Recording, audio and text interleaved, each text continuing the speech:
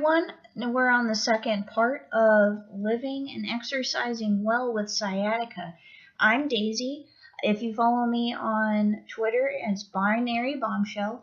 And if you're on DeviantArt, you can follow me at Paralytic Process.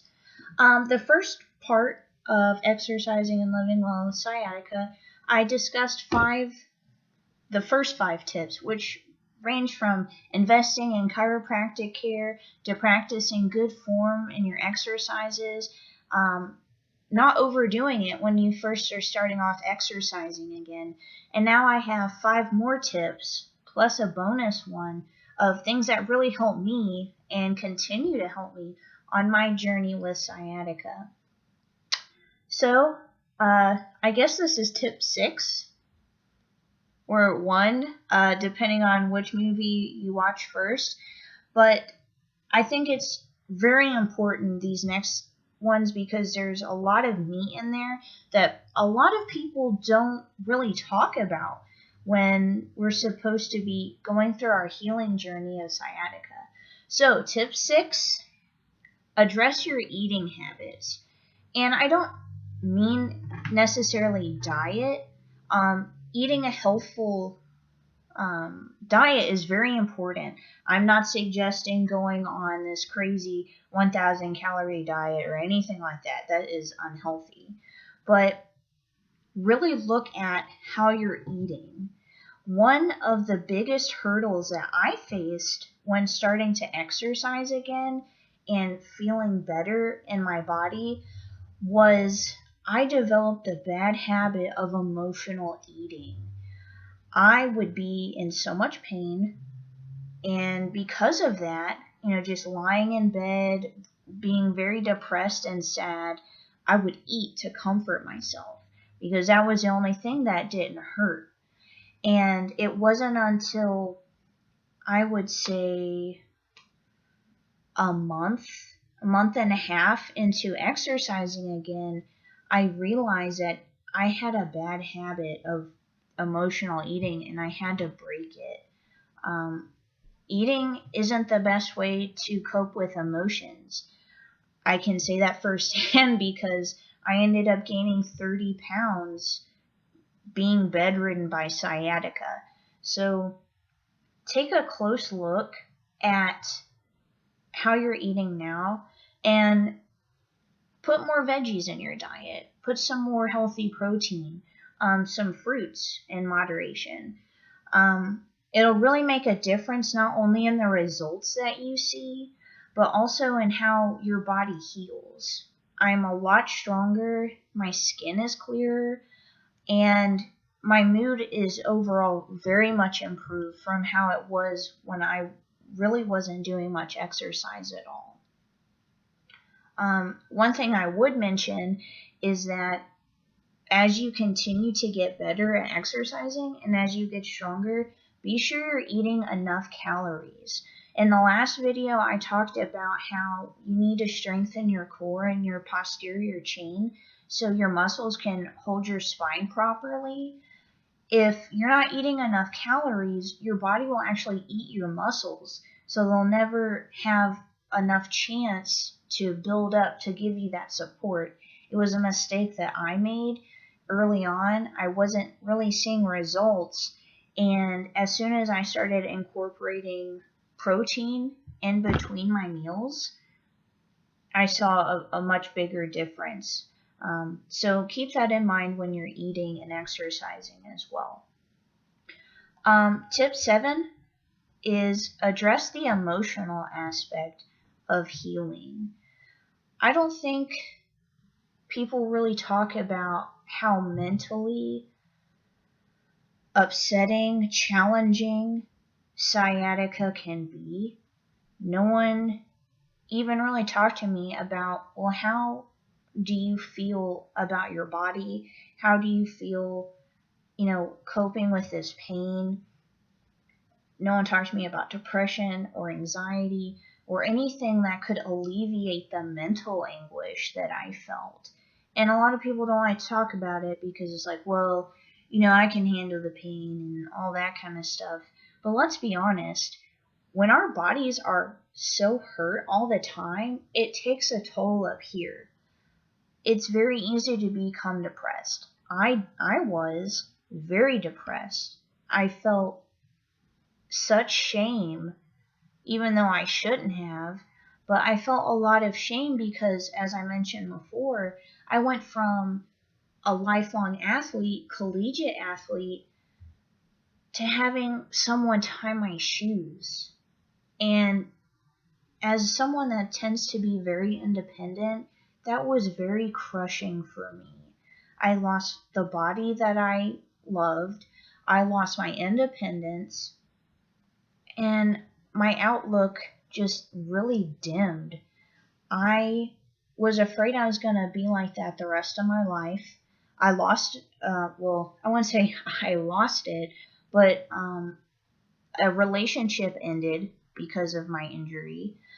I was afraid to even think about getting married or having children because what if my husband, my future husband, wouldn't want to be with someone that was hurt and crippled and couldn't go on, 5-mile hikes or do activities? And what about my children? What if all I could do was read them a book and I couldn't get up and play with them? So really take the time to invest in the emotional aspect of healing. I still deal with that. It's very hard from going from 3.5 years of all of that emotional turmoil to, wow, I can do 20 squats in a row, if not more. I'm running. I'm doing all these things that I took for granted before. And sometimes when I see my progress, I almost get disappointed because I feel like I'm not progressing enough, quick enough. But I'm doing just fine. But it's easy for me to get overwhelmed because, wow, I miss that body that I had. But now I have it in my mind, that body was overused and you weren't exercising properly and you weren't taking care of it the right way. Now you have the opportunity to be strong again, make good choices about your health, and this too shall pass, even if progress is slow. So I encourage you, even if you need to go see a therapist or just a really good friend, talk about those emotions because it's a lot to wade through by yourself. The 8th tip is find friends and family that support you.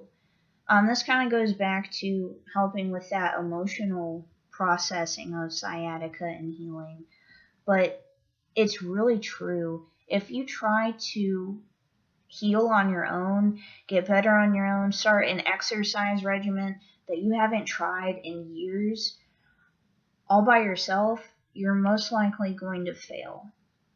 Most people stop an exercise regimen within 2 weeks because it hurts. It hurts. Sore muscles or DOMS. It feels like you're just getting worse and you're not getting better.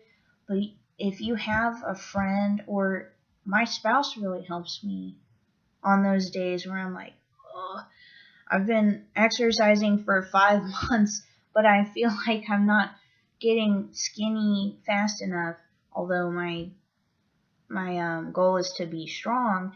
You still want to lose that weight. I still want to lose some of that weight. And on those days where I'm like busting my ass working out and I feel like those results aren't coming fast enough, it's great to have a family. It's great to have family and friends that are there to support you and cheer you on. The 9th tip is get a good night's sleep. In our technology-driven world, it's really easy to delay putting off sleep until midnight or later. And I know for me, because I work from home, my phone is always bringing me to work. I can get emails anytime, someone can call me about a project, and that creates a lot of stress. Excuse me. And if you're not getting a good night's sleep, this is really important, because if you're not sleeping well, your muscles aren't getting the chance to build up. And I have talked about that posterior chain and that core supporting your back. That is the time when you're resting that those muscles are, breaking, then mending together and becoming stronger. So even if in the beginning you can't sleep well, just try to make it a habit to go to bed earlier, or to power down your electronics an hour before you go to bed. I couldn't sleep for the longest time, because even during treatment, I'd be laying there and I could only lay on my back. My legs would fall asleep, or I would feel a tingling, like burning in my feet, and it was so hard for me, but I kept at it and kept going to bed around the same time, and now I can sleep really without any problems, and I'm getting stronger every day, even if I'm not seeing dramatic, results each day. Those little habits are what makes it in the end. And tip number 10 is don't give up. It's challenging going from, like I said before, dependent on other people, experiencing that pain all the time. I experienced the pain so much over the course of 3.5 years that at first I didn't know how to live without the pain.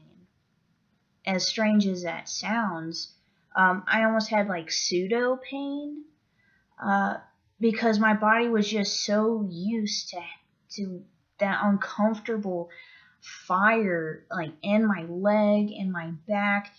It consumed my life. Every aspect of my life involved pain, and it was really easy to think when I started exercising again, oh my gosh, this isn't going to be worth it, or I'm just going to have pain if I exercise, because that's what would happen in the past. If I tried to get healthy again, I would just experience severe pain, and it really discouraged me when I first started.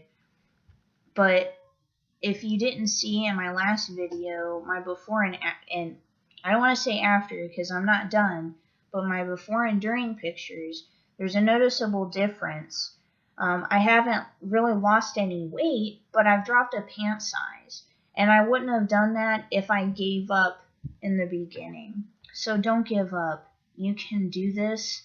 Even if you have to go slow, that's fine. I went so slow in the beginning. I could barely go up the stairs without getting winded.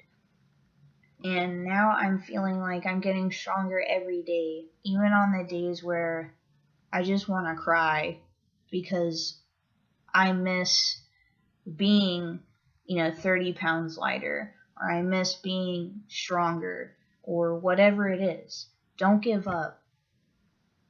Healthy habits are worth it, and results take time. Trust me. I'm about to be 6 months in, and I'm feeling so much better. So don't give up. And the 11th tip, this is a special tip, bonus tip. Drink a lot of water. I drink several of these a day, and I'm always hydrated. Can you see it? I bought this at Dollar Tree. Isn't it cute? Yay! I bought it at Dollar Tree. I keep it filled up. As soon as I wake up in the morning, I drink at least half of that. Hydrate constantly. Constantly. You'll have to pee all the time. I'm just warning you now. But by drinking water and staying hydrated, you're not only repairing your muscles and helping with digestion, making your skin clear, but you're helping your spine. Synovial fluids, all sorts of stuff are going on in that spinal column. All those nerves, water makes them up. So by hydrating, you're helping your spine heal faster.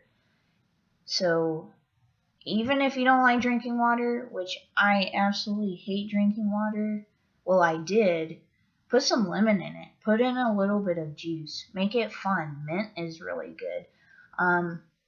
Eventually your body will crave it and it won't be such a chore. But make sure you hydrate because it helps with a lot of different functions, especially your brain. So those are my 11 tips that have helped me to live with sciatica. And again, if you have sciatica, what do you do to cope with it? What exercises do you do? Are you at the point that you're just starting exercise? Have you been exercising with sciatica? Let me know. It's always good to know that there's other people out there that are like me, that have obstacles that they have overcome and are still overcoming. So let me know about your journey. Don't forget to subscribe because there's more videos that are coming, and I hope you'll have a wonderful day. Bye.